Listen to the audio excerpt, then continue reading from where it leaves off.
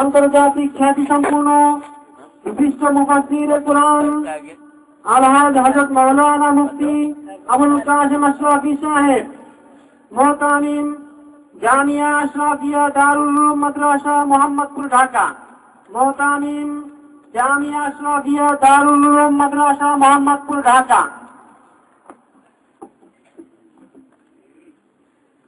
হযরতকে হযরতের বয়ান পেশ করার জন্য সবিনয় অনুরোধ করছি।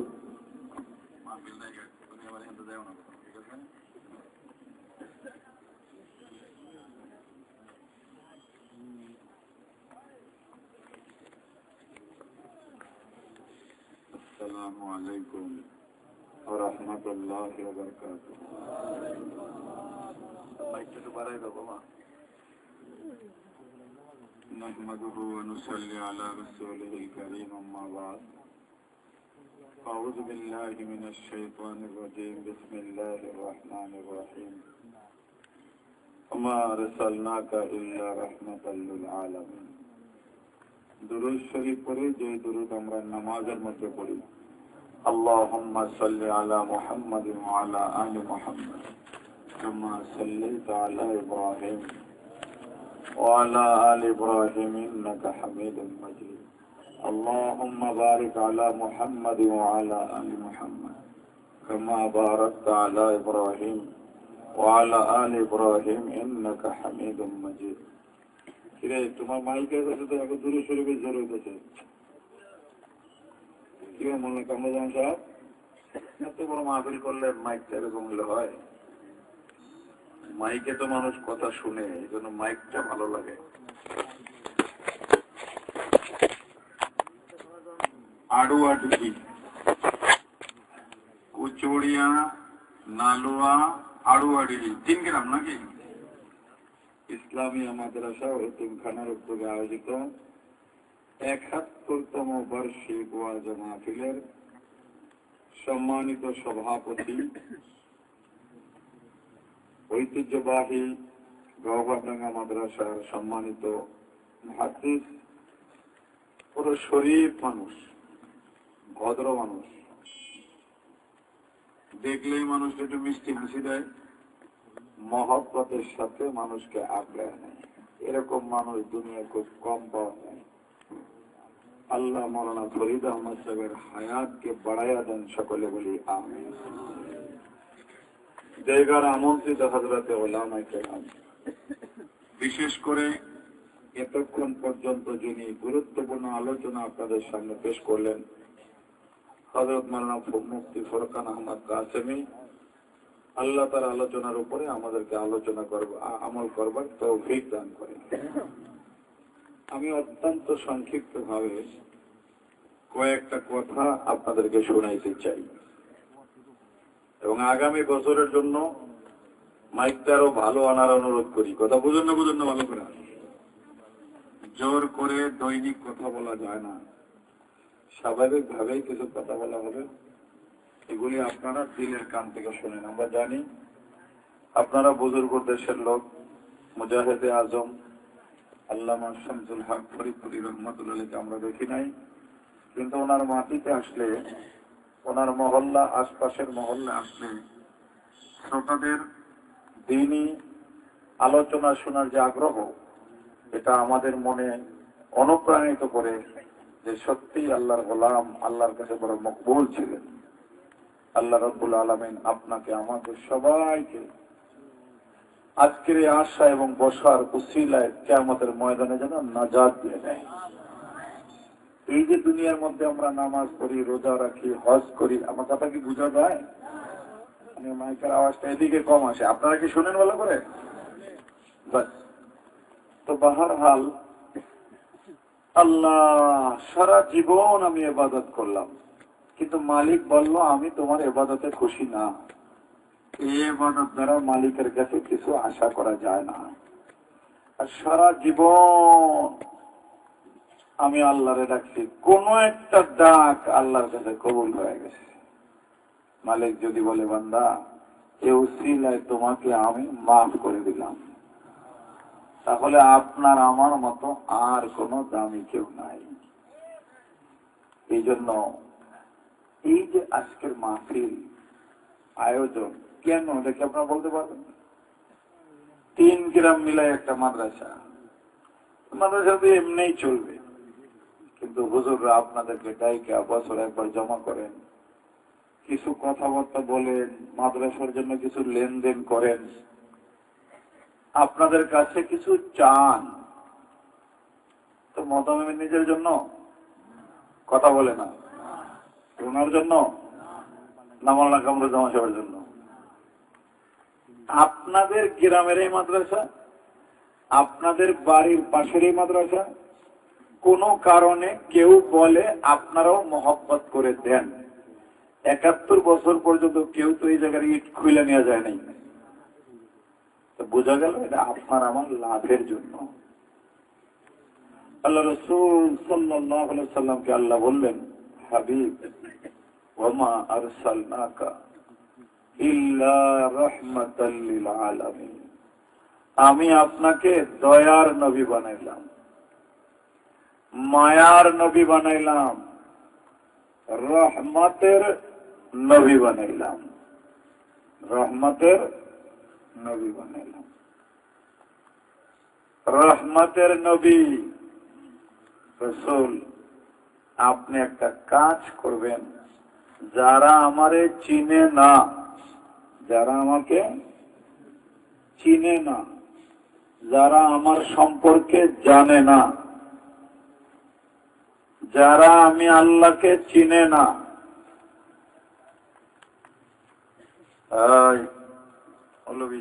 কথা মতো করো না, আধা ঘন্টা 40 মিনিট বেজার লাগাও না কিন্তু খবরদার। যারা আমাকে চিনে না, আমার সম্পর্কে জানে না, আমার পরিচয়টা তাদের কাছে তুইলা ধরেন, এটা আপনার কাজ। আমি আল্লাহকে এটা তাদেরকে বুঝান, এটা আপনার কাজ। এই কাজ করার পরে যারা আপনার দলে এবো, ওরা জান্নাতের মালিক হয়ে যাবে। আর যারা আপনার বিপক্ষে দেব, ওরা জাহান্নামী দলে থাকবে। সিদ্ধান্ত তাদের, কিন্তু বুঝানোর দায়িত্ব আপনার। আল উলামাউ ওয়ারাসাতুল আম্বিয়া, আল উলামাউ ওয়ারাসাতুল আম্বিয়া। আম্বিয়া কিরাম হলেন আল্লাহর প্রতিনিধি। আপনাদেরকে কেমনে বুঝাইব, আমি সেই ভাষাও বুঝি না। গোরকান পার গলার খুব সুর ভালো, উনি খুব ভালো, আপনি বুঝাইতে পারে। আমার তো অত সুর মন নাই, কথা বোঝেন তো। তাকে আমি মনে হয় 1-2 বছর আগে এখানে আরেকবার এসেছিলাম হয়তো বা, আপনাদের কারো মনে থাকলে। হ্যাঁ, 18 সালে ওই মহব্বতে আবারও আসলাম। কিন্তু নালুয়ার রাস্তা দিয়ে তো ভাঙ্গা, এটা আগে মাওলানা কামরুজ্জামান সব বলে নাই, একবার বেশি ভাঙ্গা। এই দেশের রাস্তা তো ভাঙ্গা থাকলে তো চলবো না, সারা দেশে কাজ কামাইতেছে। এই দেশের চেয়ারম্যান তো এখানে নাই। যদি এবারে রাস্তা যদি এই সময়ও ভাঙ্গা থাকে, তাহলে অন্য সময় আর কি হবো, তখন তো গর্ত আর শেষ হবো না। তো বাহার হাল,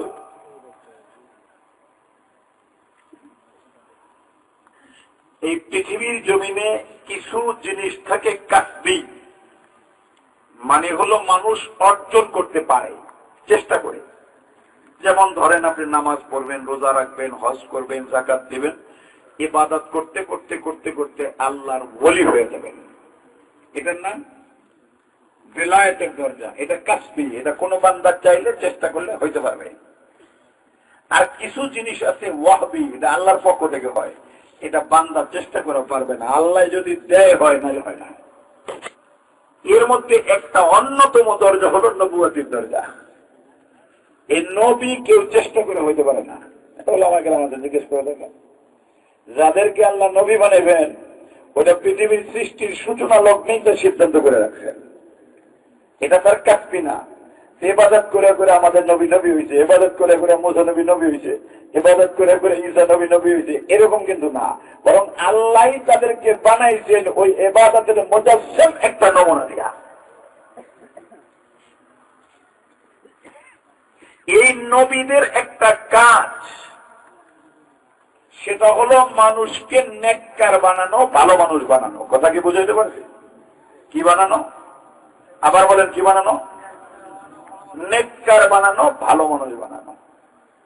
আল উলামাউ ওয়ারাসাতুল আমবিয়া।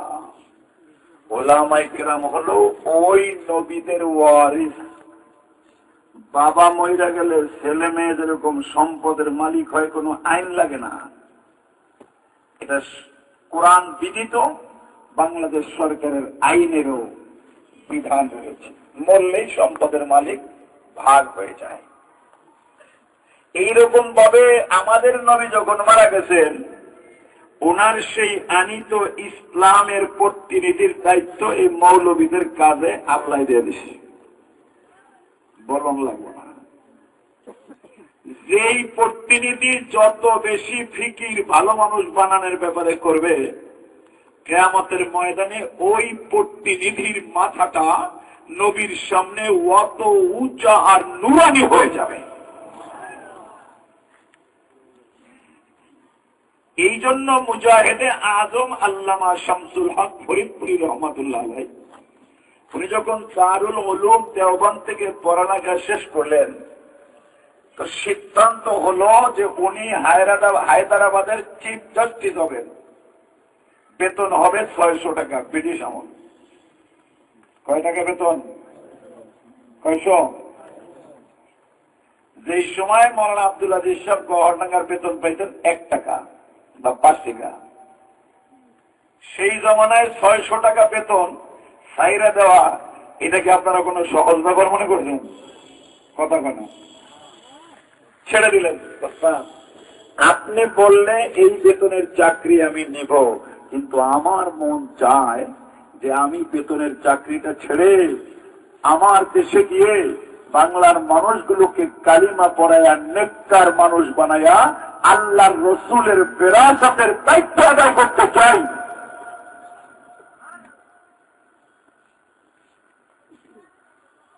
বাংলাদেশের টেকনাফ থেকে তেতুনিয়া, রূপসা থেকে পাথুরিয়া এমন কোন জমিন নাই যেই জমিনে 2-4 বার শামসুল হক ফরিদপুরি গেছে আর ওখানে মাদ্রাসা হয়নি। কবরের সওয়াব পায় না? পায় না? কথা কেন পায় না? পায় না? এই মাদ্রাসা হয়েছে গেছে। আমি আমার শ্বশুর বাড়ি শরীয়তপুর আঙ্গারিয়া, আমার নানা শ্বশুর বাড়ি একটা গহীন জঙ্গলের মতো গ্রাম। এই জঙ্গলে হঠাৎ করে একজন মৌলানা মাদ্রাসা করলো। টিনের ঘর, ধরেন 10-12টা টিন আছে, ওই জায়গায় মাঝে মাঝে মানুষের নামাজ পড়ে, মাঝে মাঝে পড়েও না। এখানে মসজিদ বানায় বাড়ির মধ্যখানে দাঁড়ায় হাদিস মাদ্রাসা করে বললো 5 বছর। আমি আশ্চর্য হয়ে গেলাম। আমি বললাম এই মাদ্রাসার দ্বন্দ্ব হিসাবে দাওয়া বানালেন? আমার ভাই আপনার রুহুল আমিন হিসেবে দাওয়াত দিয়ে দেন। আমাকে রুহুল আমিন হিসেবে আনা দরকার কি, কত মানুষ তো আছে। কয় না, আপনি বুঝবেন না। কেন? কয় যে এই মসজিদটায় 50-55 বছর আগে ওনার বাবা একদিন নামাজ পড়ছিল, ওই কদমের বরকতে এই মাদ্রাসা আল্লাহ এখন এখানে এত বড় বানায় দিচ্ছে। উম্মতের ফিকির যেই মৌলবীর মধ্যে যত বেশি থাকবে, ওই মৌলবীর দাম আমার আল্লাহর কাছে অত বাইরে যাবে। কারণ নবীর ওয়ারিস হিসাবে সেও আল্লাহর প্রতিনিধি, আর আল্লাহর প্রতিনিধির সাথে যদি কেউ দুশ্মনী রাখে, তাহলে সে আবু জেহেলের কাতারে চলে যাবে।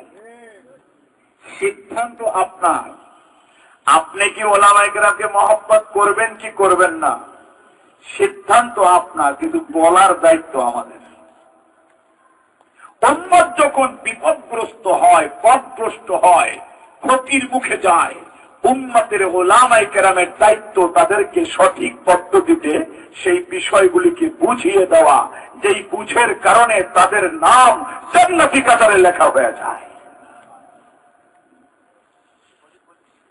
এই জন্য আমি আপনাদেরকে জিজ্ঞেস করি, এই যে মাদ্রাসার ওলামায়ে কেরাম আপনাদেরকে জমা করেছেন কেন? বলে ওনারা আপনাদের ছেলেদেরকে পড়ায়, জান্নাতি বানানোর ফিকির করে, আপনাদেরকেও নেককার বানাইতে চায়। কথা ঠিক কিনা বলেন? আপনাদেরকেও কি বানাইতে চায়? নেককার বানাইতে চায়। এজন্য আপনার দরজার মধ্যে দাঁড়ায়,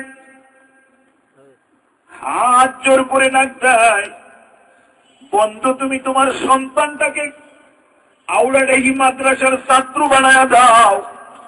যদি তোমার ছাত্রটার সন্তানটা হাফেজার আলেম হয়ে যায়, কিয়ামতের ময়দানে তোর মাথার মধ্যে একটা নূরের টুপি উঠা যাবে, তুই নেককারের কাতারে দাঁড়ায় যাবা। রব্বুল আলামিন জিজ্ঞেস করবে, ওরে আল্লাহর গোলাম, তোর মাথার মধ্যে নূরের টুপি কেন? বলে অমুক মৌলবী আমার সন্তানটাকে বুঝাইয়া মাদ্রাসায় পড়াইছে, তার উসিলায় আমি জান্নাতি হয়ে গেলাম। মালিক বলবে, মৌলবীরে ডাকবে, ও আমার পয়গম্বরের প্রতিনিধি, ওরে হিসাব দ্বারা জান্নাতের মালিক বানাইতে যায়। এই জন্য আল্লাহ রাসূল বলেন, কিয়ামতের ময়দানে আল্লাহ রাব্বুল আলামিন হিসাব করবেন, কিন্তু উলামায়ে কেরামের হিসাব জনসম্মুখে করবেন না, পর্দার আড়ালে করবেন। ইন্নী লাম আজআলু ইলমি ওয়া হিকমাতি ফীকুম ইল্লা আইয়াগফিরাল্লাহ। আমার বেটার শুনো, আমি আল্লাহ তোমার মধ্যে কোরআনের জ্ঞান দিছি এই জন্য যে তোমাকে বেইজ্জতি করব না, বরং তোমাদেরকে আমি মাফ করে দিলাম। আল্লাহ বলবেন, আমার মাফ করার জন্য কেউ আবার তোমাদের বিপক্ষে যাইব? ভালো করে, অলেস্তু উবালি, আমি এ ব্যাপারে কোনো পরোয়া করব না, আমার যা মন চায় তা করব, আজকের হুকুমত আমার। এই জন্য আপনার আমার সন্তানকে, আপনাদেরকে ভালো মানুষ বানানোর ফিকির করে, যেটা আল্লাহ রসুল করছেন। কথা ঠিক কিনা বলেন? দুনিয়ার মধ্যে আল্লাহ রসুল দয়ার নবী, মায়ার নবী, রহমতের নবী, এতে তো কোনো সন্দেহ নাই। বুখারী শরীফ লেখে, ইন্নাকা লাতাসিলুর রিহমা ওয়া তাহমিলুল কাল্লা ওয়া তাকসিবুল মাদুম ওয়া তুঈনু আলা নওয়াইবিল হক। ইয়া রাসূলুল্লাহ ওয়া আল্লাহর হাবিব, ইন্নাকা লাতাসিলুর রিহমা, আপনি আত্মীয়তার বন্ধন রক্ষা করেন, আপনি দয়ার নবী। কেমন রক্ষা করতেন? রসুলের বাড়িতে একবার একটা বকরি জবাই হয়েছে। কয়টা বকরি? ভাগ করছেন, ভাগ করে এক ভাগ একটা প্লেটে রাখছেন, প্রত্যেক পীর ঘরের মধ্যে একটা করে ভাগ দিয়ে দিলেন। দেওয়ার পরে আর একটা ভাগ প্লেটে নিয়ে উনি হাঁটা শুরু করলেন। জিজ্ঞেস করলো, ইয়া রাসূলুল্লাহ, প্রত্যেক বিবির ঘরে তো গোশত চলে গেছে, এই ভাতটা নিয়ে কোথায় যান? বলে, আমি মদিনার গলিতে ঘুরে ঘুরে দেখি যে আমার খাদিজার কোন বান্ধবী পাওয়া যায় কিনা। যদি আমার খাদিজার কোন বান্ধবী পাওয়া যায়, তার ঘরের মধ্যে গোশতের টুকরা দিয়ে দিব, আমার খাদিজার রূহ সেখান থেকে খুশি হয়ে যাবে। খাদিজার বান্ধবী আমার কাছে সম্মানের পাত্রী, কারণ আমার বিবির সাথে চলতো। বাবার বন্ধু ছেলের জন্য সম্মানের পাত্র হয়, মায়ের বান্ধবী ছেলের জন্য ইজ্জতের পাত্র হয়। চাচার ভাই, চাচার চাচা, চাচার বন্ধু সন্তানের কাছে দামি হতে হয়, কারণ রক্তের বন্ধু ছাড়াও এটাও আত্মীয়তার বন্ধন। আকায় নামদার তাজদারে মদিনা তা কইরা আমাদেরকে দেখাইছে।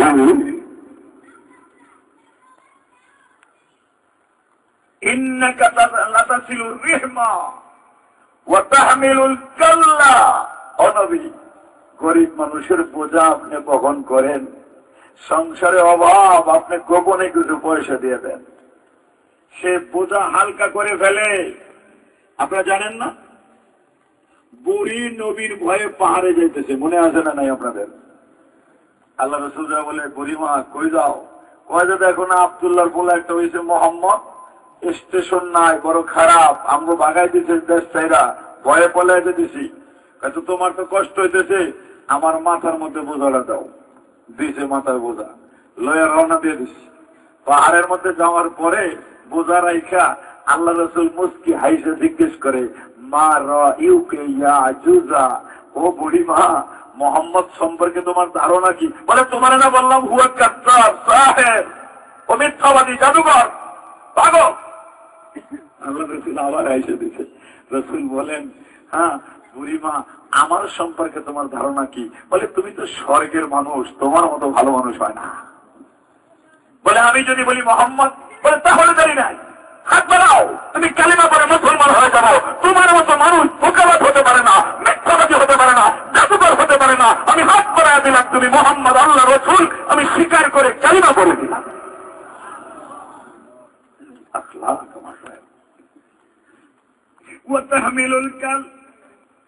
ও পয়গম্বর, আপনি গরিবের বোঝা বহন করেন, আপনার মতো দরদি রহমতের নবী নাই রে। আল্লাহর পয়গম্বর মুহাম্মদুর রাসূলুল্লাহ দয়ার নবী। হাদিসের মধ্যে বুখারী শরীফ লেখে, ওয়া তাকসিবুল মাদুব, যেই মানুষটার ঘরে খাদ্য নাই তার পাশে যে আপনি দাঁড়ায়া যান, যে বিপদগ্রস্ত অধিকার আদায় করতে পারে না, তার পক্ষে দাঁড়ায় জালেমের বিপক্ষে দাঁড়ায়া যান। আপনার মতো দরদি নবী আর পৃথিবীর মধ্যে না। বুখারী শরীফ থেকে একটা হাদিস আপনাদেরকে অনুমানের জন্য শুনাইলাম। এই ঘটনা আপনারা বহুত জানেন, আমি একটা বিষয় বুঝাইতে চাই, সে কথা আসার জন্য এটা দরকার ছিল। এইটা হলো দুনিয়ার দয়া, আত্মীয়তার হক রক্ষা করা, মানুষের উপকার করা, পর উপকার করা, মানুষের কাছে দাঁড়ানো, সমাজের উপকার। এটা হলো একটা দুনিয়াবি উপকার, যেটা একদিন শেষ হয়ে যায়। আল্লাহ রাসূল বলেন, আমি সবচাইতে বড় উপকারী হলো আনা আখিযুন বিহুজাবিকুম আনিন নার, আমি মুহাম্মদ তোমাদের কোমর ধইরা ধইরা তাইনা জান্নাতে নিয়ে যাব। এর থেকে দয়ালু নবী আর কোথাও পাইবা না। এই শরীফের মধ্যে আসছে, আনা আখিযুন বিহুজাবিকুম আনিন নার, আমি মুহাম্মদ তোমাদের কোমর ধইরা জান্নাতে নিয়ে যেতে চাই। কুরআন বলে, কুনতুম আলা শাফা হুফরাতিন মিনান নার, তোমরা জাহান্নামের গর্তের কিনারের মধ্যে ছিলে, ফানকাযাকুম মিনহা, আমার হাবিব তোমাদেরকে তাই না জান্নাতে নিয়ে গেছে। এর চাইতে দরদি আর কেউ নাই। এই জন্য মৌলবীর টাকা হয় না, মৌলবীর বাড়ির মধ্যে খাদ্য থাকে না, মৌলবী তোমাদেরকে 10,000 টাকায় উপকার করতে পারে না। বন্যার্থ মানুষের পাশে দাঁড়াইতে হইল তোমার কাছ থেকে চান্দা করতে হয়, কারণ মৌলবীর আল্লাহ অত টাকার মালিক বানায় নাই। কিন্তু একটা জিনিস মৌলবীর দিছে, ও বুঝাইলে একজন মানুষ দাড়িওয়ালা হয়ে যায়, টুপিওয়ালা হয়ে যায়, নেককার হয়ে যায়। ও বুঝাইলে একজন মানুষ তার কষ্টের সম্পদ আর এক জায়গায় দান করে দেয়।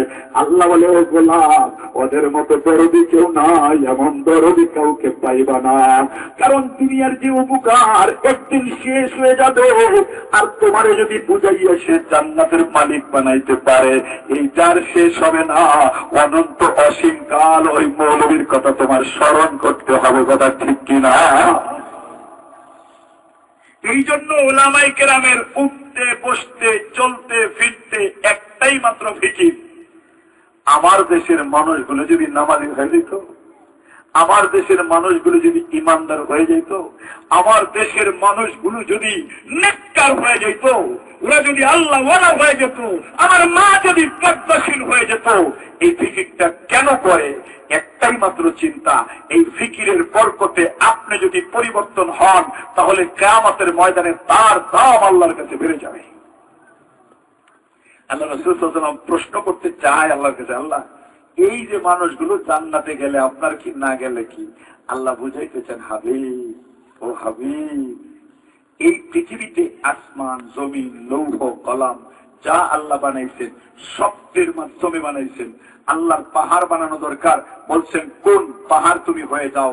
জমিন বানানো দরকার, কোন জমিন হয়ে যাও।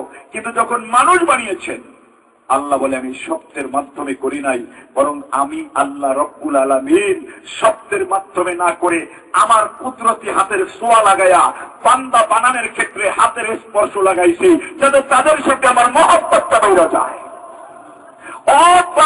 ওই মানুষগুলি যদি জাহান্নামী হয়ে যায়, আমি আল্লাহর কুদরতি অন্তরটা মানে না।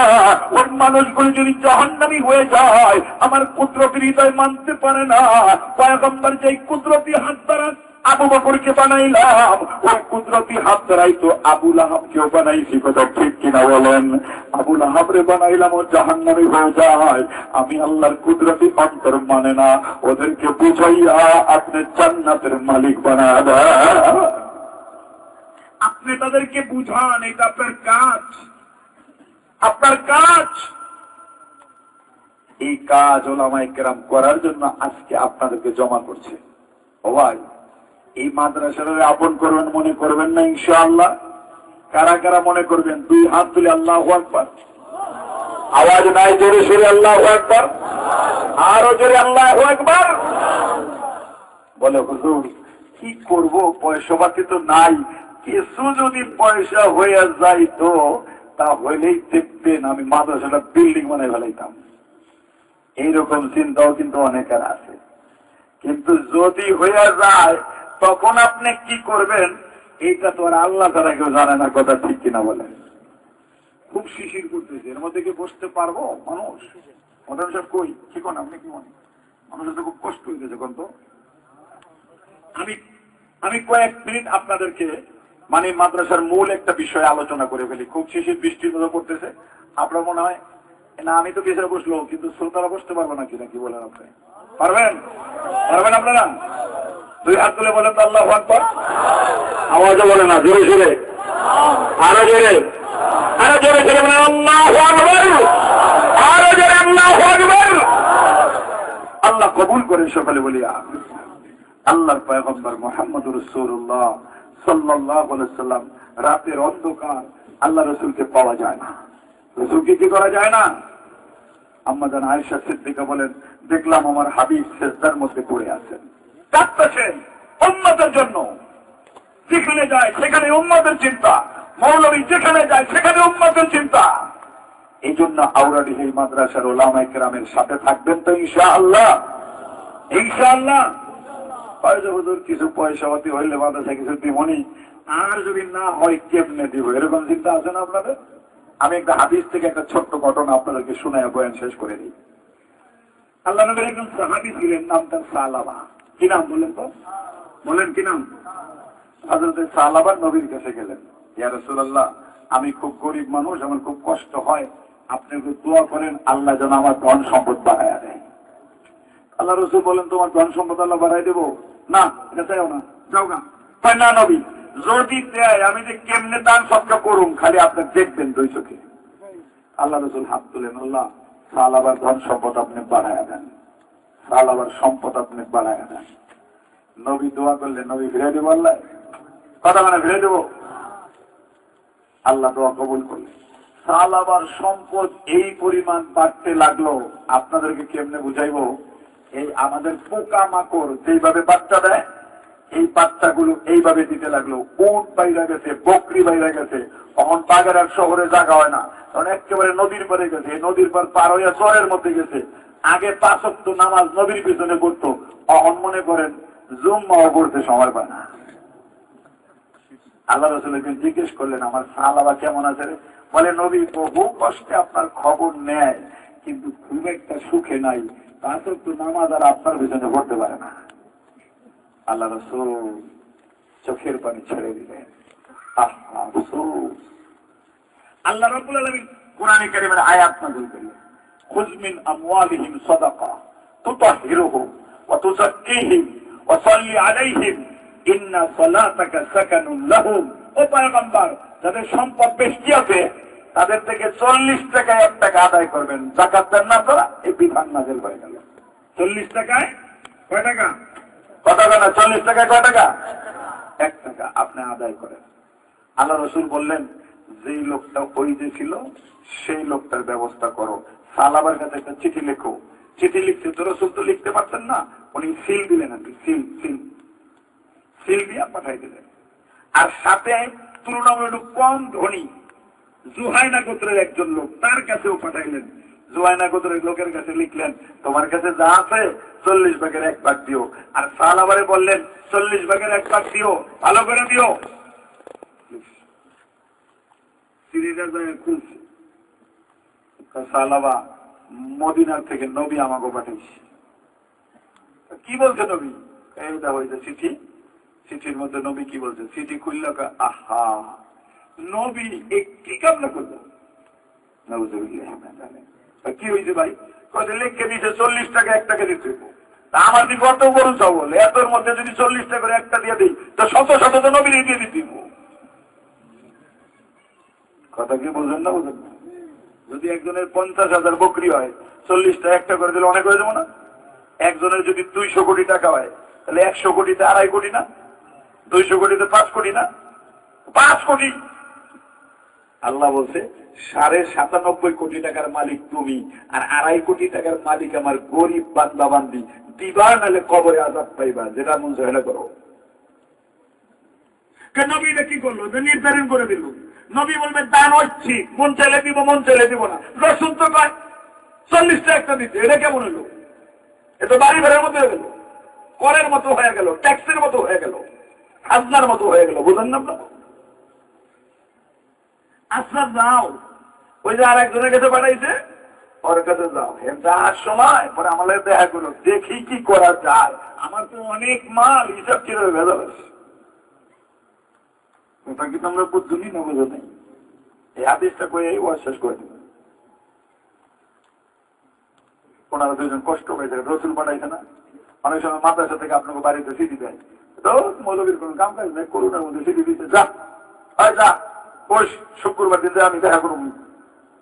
শুক্রবার হয় না, হেতেও হয় না, এরকম হয় না, হয় না, কথা কথা হয় না, হয় না। জুহাইনা গোত্রের লোকের কাছে গেছে, এত টাকা কম, রসুলের চিঠি পায়া বুকের মধ্যে জড়ায় ধরছে, মুখের মধ্যে চুমা দিছে, যেখানে রসুলের সিলমোহর মারা, এই সিলমোহরের মধ্যে চুমা দিছে। নবী, আপনার মোহরের নবুয়ত কোনদিন দেখি নাই, আপনার সিলমোহরের পর চুমা দিলাম, এটা যেন আমার নাজাতের ওসিলা হয়ে যায়। নিজে যাইয়া পালের থেকে বড় বকরি, বড় গরু, বড় উট, বড় দুম্বা, বড় ঘোড়া, 40টা একটা হিসাব করে আইনা খারাপ করেছে। যেই দুইজন জাকাত আনতে গেছে, সরকার না না আমরা এটা নিব না। বলে কেন? বলে নবী কইছে মধ্যমটা নিতে, পালের বড়টা নিতে নিষেধ করছে, দুর্বলটা নিতে নিষেধ করছে। কারণ বড়টা নিলে মালিক ঠকবো, আর ছোট দুর্বলটা নিলে ইসলাম ঠকবে। নবী বলছে মধ্যমটা নিতে, তুমি বড়টা দাও খেলে না। সালাবার জুহাইনা গোত্রের লোক বলতেছে, তোমরা নবীর তরিকা বুঝো না রে। নবী বলছে তোমরা যদি নিজেরা পাইসা নেও তাহলে মধ্যমটা নিতে, আর মালিক যদি দেয় তো সে তো পুরোটাও দিতে পারে, তার অধিকার আছে। আমি খুশি হইয়া দিছি, নবী চিঠি পাঠাইছে, তোমরা ভয় পাও না, নবীর কাছে লয়ে যায় কই ও মালিকে নিজে পাইসা দিছে, রসুল যেন কষ্ট না পায়। আর তোমাদেরকে একটা কথা বলে দিলাম, নবী দিতে কইল নবী যেন আমার কাছে আর লোক না পাঠায়, নবীর কষ্ট হয়। এখানে অনেক ব্যবসায়ী কাফেলা যায়, তাদের কাছে বইলে দিবে আমি নিজে জাকাতের মাল লইয়া মদিনায় যাই, আমার নবীর দিয়ামো, তোমরা আইসো না। আল্লাহ রাসূল সাল্লাল্লাহু আলাইহি ওয়াসাল্লামের সাহাবী চোখের পানি ছেড়ে দিলেন। জুহাইনা গোত্রের মাল সামানা নিয়ে আসে সালাবার কাছে আবার আসলো, কেন অনেক বড় ধনী। সালাবা আগের মতো চিঠিটা দেখে বলে এটা ট্যাক্স হয়ে গেল, জিজিয়া হয়ে গেল, খাজনা হয়ে গেল, নির্ধারিত হয়ে গেল, ঐচ্ছিক তো থাকলো না, দান তো ঐচ্ছিক থাকা দরকার, চাইলে দিব না চাইলে দিব। কি করলো নবী? আচ্ছা যাও মদিনায়, সিরিলে যাও গা, আমি মদিনায় যাই নবীর লোকের কথা করে দেখুন কিছু করা যায় কিনা। আল্লাহ রসুল আপনারা যেমন আমার সামনে বসা, লোক সংখ্যক কম, এইভাবেই নবী মদিনায় বসা, তখনও এই দুইজন এখনো আসে নাই। রসুল এখান থেকে বলে উঠলেন, ইয়া ওয়াইহা সালামা, ইয়া ওয়াইহা সালামা, ইয়া ওয়াইহা সালামা। শত আফসোস আমার সালামার উপরে, সালামা বুঝি ধ্বংস হয়ে গেল।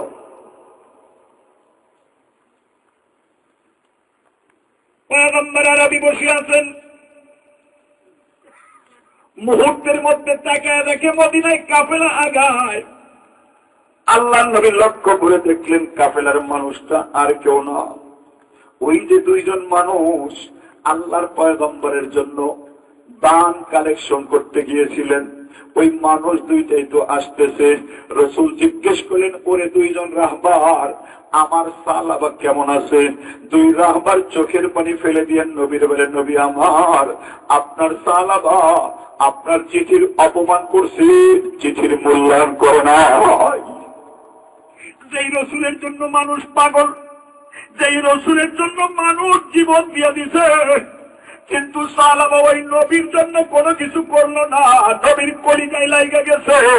নবীর সাহাবাই কেরাম নবীর জন্য পাগল, নবীর সাহাবাই কেরাম আল্লাহর পয়গম্বরের জন্য পাগল। সালাবা সেটা বুঝতে পারে নাই। ও আল্লাহর গোলাম, আল্লাহর পয়গম্বরের সাহাবী মুহাম্মদুর রাসূলুল্লাহ সাল্লাল্লাহু আলাইহি ওয়াসাল্লাম বিদায় নিয়ে যাবেন। মৃত্যুর মাত্র 3 দিন বাকি। আল্লাহর পয়গম্বর বললেন, ফজল রে, তুমি আমার চাচাতো ভাই, একটু একটা কাজ করো, সমস্ত মানুষগুলোকে একটু জমা করো।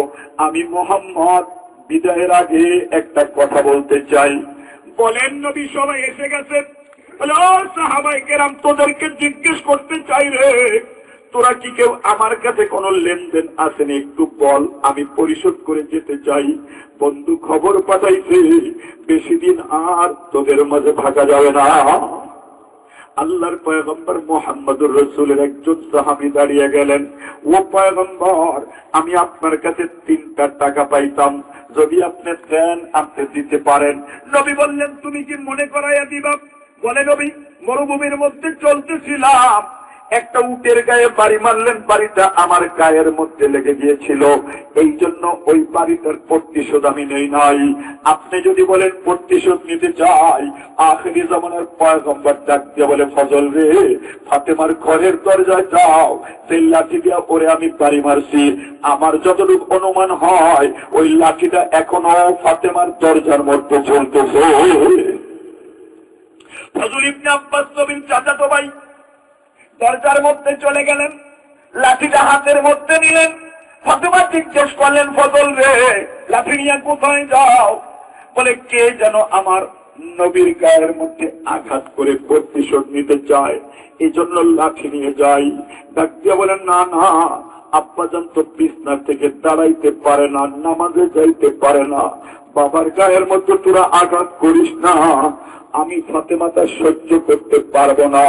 পিছন থেকে হাসান আর হুসাইনকে ডাক দিলেন, বাবা, 2 ভাই যাইয়া মদিনার দরজায় দাঁড়াইয়া যারে, হাত জোর করে ভিক্ষা চাইবি, কেউ যেন তোর নানার গায়ের মধ্যে আঘাত না দেয়।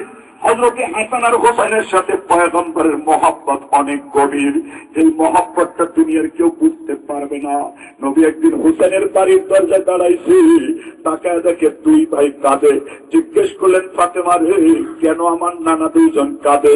আপনারা জানেন হাসান আর হুসাইন একজন ছিল কোমর থেকে চেহারা পর্যন্ত নবীর মতো, আর একজন ছিল কোমর থেকে পাও পর্যন্ত আমার নবীর মতো, দেখতে নবীর মতো মনে হয়ে যাইত। আল্লাহর পয়গম্বর জিজ্ঞেস করে, ফাতেমা রে, আমার কলিজার টুকরা কেন কাঁদে, একবার বলবানি? বলে, বাবা, 3 দিন পর্যন্ত ঘরের মধ্যে কোনো খানা নাই, ওই জন্য খানা দিতে পারি না, বাচ্চা 2টা কাঁদতেছে, ঘরের মধ্যে একটা টুকরা রুটি নাই যা আপনার নাতিদের মুখের মধ্যে দেওয়া যায়। আল্লাহর নবী বললেন, হুসাইন, তুই কোলে আয়। জিহ্বাটা বের করে দিলেন। বলে, তুই আমার জিহ্বা চোষণ দে। ও নানা, তুই জিহ্বা চোষণ দে, তোর নানার আল্লাহ সরকারে পুরান বানাইছে। হযরতে হুসাইন নানার জিহ্বা দুরা চোষা শুরু করে দিলেন। কি পাইলেন পাইলেন না আল্লাহ জানে, আর হুসাইন জানে। কিছুক্ষণ পর মুচকি হেসে যায়, হুসাইনের ক্ষুধা নিবারণ হয়ে যায়। আবার হযরতে হাসান নানাজানের জিহ্বাটা মুখের মধ্যে নিয়ে মধুর মতো চোষা শুরু করে দিলেন। কি পাইলেন পাইলেন না আসমান বলা জানেন, কিন্তু হাসানের ক্ষুধা নিবারণ হয়ে গেছে। আখিরি জামানার পয়গম্বরের নাতি হযরতে হাসান আর হুসাইনকে ডাক দেয়, বাবা রে, দরজার মধ্যে চলে যা, কে যেন তোর নানার গায়ে আঘাত করতে চায়, হাত জোর করে ভিক্ষা চাস, যদি চাও তো হুসাইনের পিঠের মধ্যে আঘাত দাও, নানার গায়ে বাড়ি মাইরো না, নানা যান ব্যথিত, আম্মা যান নিষেধ করছে, নানা সহ্য করতে পারবে না। মজলিসটা বড়। নবী জিজ্ঞেস করলেন, সাহাবী, লাঠিটা চিন শুনি? বলে, হ্যাঁ পয়গম্বর, আমি চিনতে পারছি, এই তো সেই লাঠি, যে লাঠি দ্বারা আপনি আমাকে বাড়ি মারছিলেন। বলে, ও সাহাবী, লাঠিটা ধর। সাহাবী যখন লাঠিটা ধরে ফেললেন, চোখের পানি পড়তেছে, কিন্তু সাহাবী প্রতিশোধ পরায়ণ, প্রতিশোধের ব্যাপারে কোনো ছাড় দিতে চায় না। উনি তার জায়গা দাঁড়ায় বলে, নবী আমার প্রতিশোধ দিতে চাই। রসুল বললেন প্রতিশোধ নেওয়ার জন্য তৈয়ার হয়ে যাও। লাঠির সামনে যে হোসেন দাঁড়ায় গেছে, আম্মাজান নিষেধ করেছে, রে ভাই আমার পিঠের মধ্যে বাড়ি মার, নানার গায়ে করিস না, সহ্য করা যায় না। হযরত আবু বকর দাঁড়িয়ে গেলেন, ও সাহাবী ভাই তুই আল্লাহর ওয়াস্তে আমার নবীরে মাফ করে দে। ওমর দাঁড়িয়ে গেছে, তুই আমার পিঠের মধ্যে 20টা বাড়ি মার, কিন্তু সরকার তোয়ালমের গায়ের মধ্যে মৃত্যুর আগে কষ্ট দিস না, এটা সহ্য করা যায় না। সেই পয়গম্বরের চেহারা দেখে খুদা বলে যেতাম, ওই পয়গম্বরের গায়ের মধ্যে আঘাত করবো আমরা কেমনে সহ্য করবো রে ভাই। সাহাবীও চোখের পানি ফালায়, কিন্তু নবীর প্রতিশোধ নেওয়ার ব্যাপারে ছাড় দিতে রাজি না। রসুল বললেন, সাহাবী তোর নবীর সময় নাই, জলদি করে পিঠের মধ্যে বাড়ি মারলে। সাহাবী ডাকতে বলে, ও গো পয়গম্বর, আপনি যখন আমার পিঠের মধ্যে বাড়ি মারছে, এই পিঠের মধ্যে তখন কিন্তু নবী আমার কোন চাদর ছিল না, আমি খালি গায়ে ছিলাম। আপনার পিঠের মধ্যে চাদর দেখা যায়, যতক্ষণ পর্যন্ত চাদরটা না খুলবেন অতক্ষণ পর্যন্ত প্রতিশোধ হবে না। নবী আপনার চাদর খুলে দেন, আমি বাড়ি মেরে চলে যাই। আল্লাহ নবী টান দিয়ে চাদর খুলে ফেললেন। সাহাবী পিছন থেকে যাইয়া নবীরে জড়ায়া বলছে, আল্লাহু আকবার। ও পয়গম্বর, আপনি কি মনে করছেন আপনার সাহাবী ওপর পিঠের মধ্যে বাড়ি মারব? পয়গম্বরের সাহস আমার নাই। পয়গম্বর আপনি 3 দিন আগে আমাদেরকে বলে দিলেন আর দুনিয়ার মধ্যে আপনি থাকবেন না। নবী আমি পাগল হয়ে গেলাম, কবরে যাইয়া কি করব না, আপনি তো থাকবেন না। আজকে যখন সুযোগ দিলেন যে নবী, আমার জীবনের সবচেয়ে বড় আশা ছিল আপনার পাহাড়ে নবুয়তের মধ্যে একটা চুমা দিব, কিন্তু কোনদিন সেই সুযোগ পাই নাই, অত কাছে যাইতে পারি নাই। আজকে যখন সেই সুযোগটা আপনি আমাকে দিয়ে দিলেন, আমি সুযোগটা কাজে লাগানোর জন্য সাময়িক কষ্ট দিছি নবী, আপনি আমাকে মাফ করে দেন।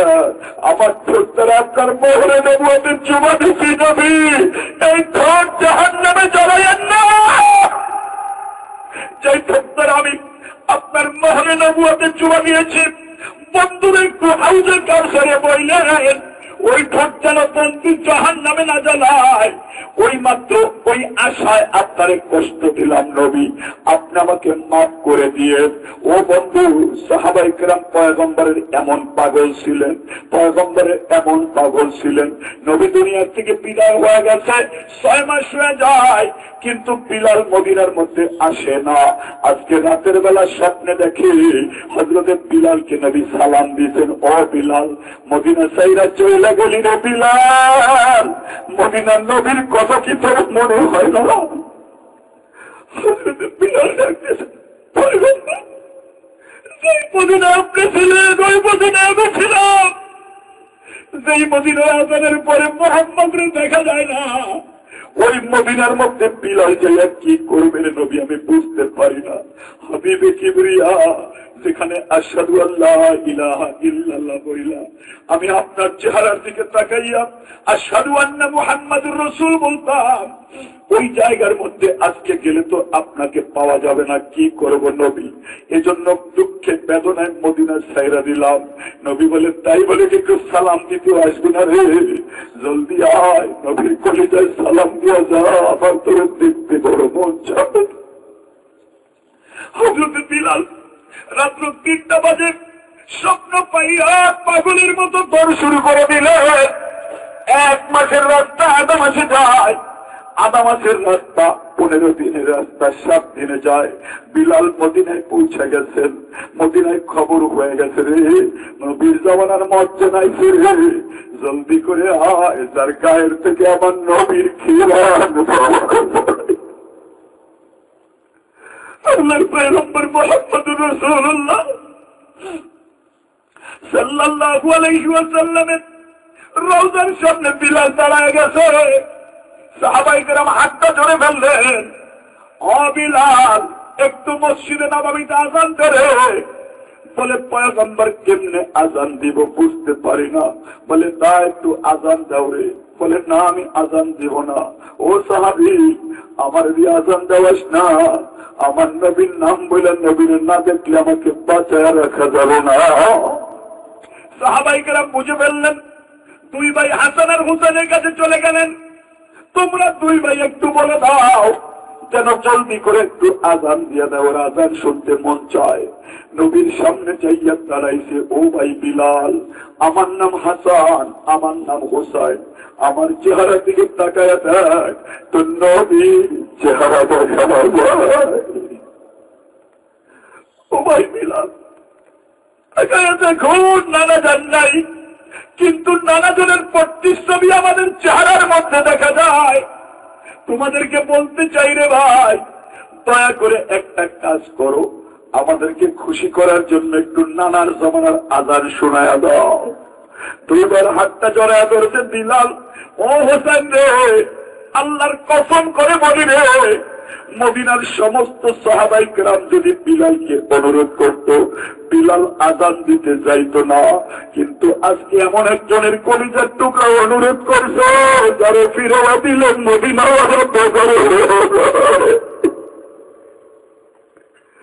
তোরা দুই ভাই আমার কাছে আসছো, ফিরিয়ে দেওয়া যায় না, পয়গম্বর বেজার হয়ে যাবে। ও ভাই, আমি আজানে দাঁড়িয়ে গেলাম, কিয়ামতের ময়দানে তোরা নবীরে বলিস, নবীর কলিজার টুকরোকে খুশি করলাম, এই নবীর সুপারিশ পাওয়ার আশা। ও পর্দারা মায়েরা, তোদেরকে কি শুনাইব, গভীর রাত, কথা লম্বা করা যায় না। হযরতে বিলাল আযান দিয়ে দিয়েছেন। মদিনার শিশু বাচ্চা মসজিদ থেকে দৌড়াইয়া মায়ের কাছে চলে গেছে। মা, জি বাবা, কি হয়েছে? বলে মদিনার বিলালের আযানের আওয়াজ পাওয়া যায় না। বলে কি হয়েছে? বলে বিলাল ভাই যখন আযান দিত, কিছুক্ষণ পরেই তো আমাদের নবীর নামাজ পড়াইতে আসতো রে মা। আজকে তো 6 মাস পর বিলালের আযান পাওয়া গেছে, আমাদের নবীও কি কবর থেকে উঠছেন নামাজে পড়ায়?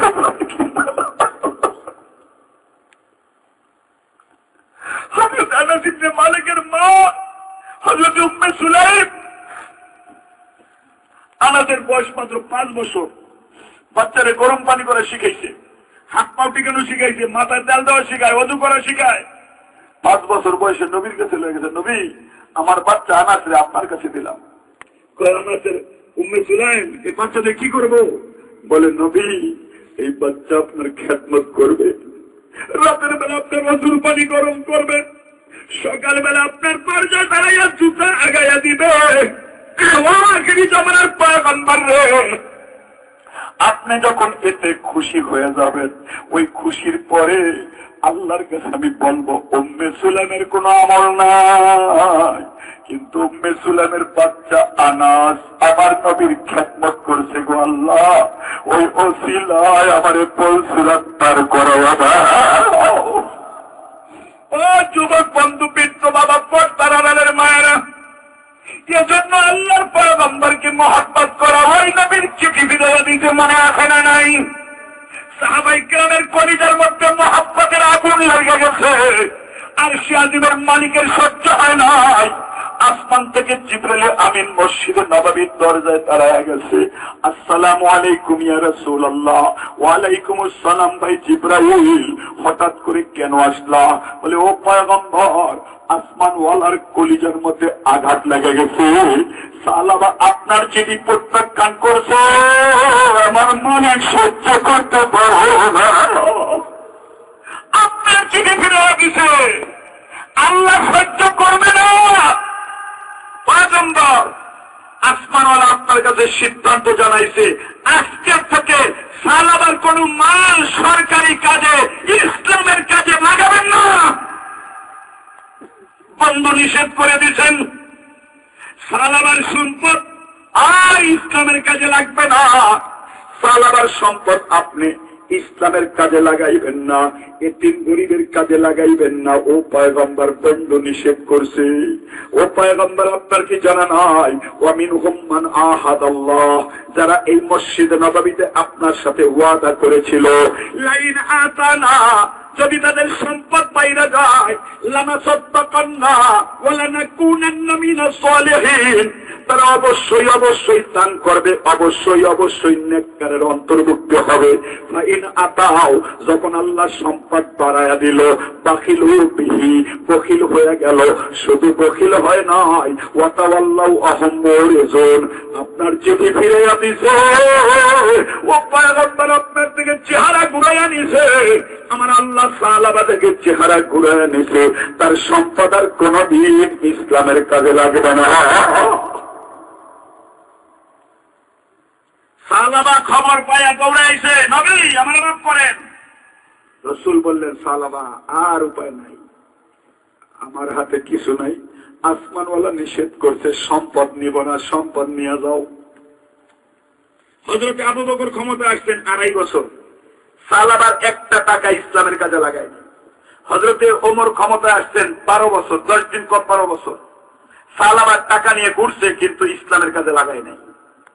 হযরতে ওমরের পরে ওসমানে গনি ক্ষমতা আসছেন 10 বছর, 10 বছরে সাহাবার কোন সম্পদ তারা গ্রহণ করেন নাই।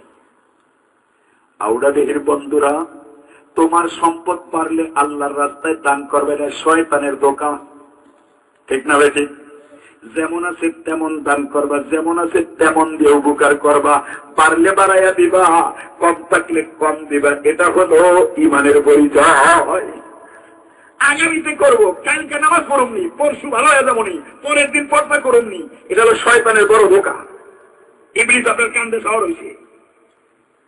এই জন্য যা করবেন নগদ সগদ, যখন যেরকম আছে তখন সেরকম করবেন। মাথায় সলাতে বলেন আমার 15,000 টাকা দিতে হবে, কথা ঠিক কিনা বলেন?